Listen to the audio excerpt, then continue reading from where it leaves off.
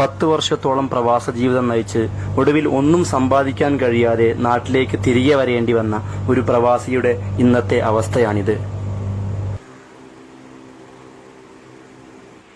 നമസ്കാരം, ഞാൻ സുശാന്ത് നിലമ്പൂരാണ്. ഞാനിപ്പോൾ ഉള്ളത് തിരുവനന്തപുരം ജില്ലയിൽ മണക്കാട് എന്ന് പറയുന്ന പ്രദേശത്ത് മുഹമ്മദ് റാഷിദ് എന്ന സഹോദരന്റെ വീട്ടിലാണ്.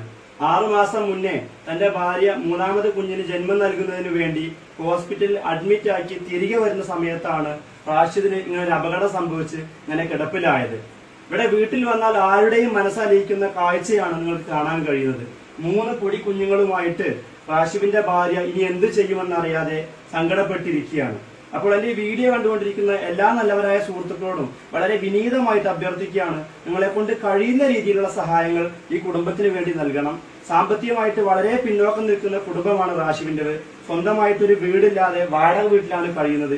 ഈ സാഹചര്യത്തിൽ റാഷിദിന്റെ ചികിത്സ പോലും മുന്നോട്ട് കൊണ്ടുപോകാൻ കഴിയുന്നില്ല. അപ്പോ നിങ്ങളുടെയൊക്കെ സഹായവും സഹകരണവും പ്രാർത്ഥനയും ഉണ്ടെങ്കിൽ നമുക്ക് റാഷിദിന് നല്ല ചികിത്സ നൽകാൻ കഴിയും. അതോടൊപ്പം ഈ കുട്ടികളുടെ ഭാവി സുരക്ഷിതമാക്കാൻ കഴിയും. നിങ്ങൾ സഹകരിക്കുകയാണെങ്കിൽ നമുക്ക് ഇവർക്കൊരു വീട് കൂടെ ശരിയാക്കി കൊടുക്കണമെന്ന് ആഗ്രഹമുണ്ട്.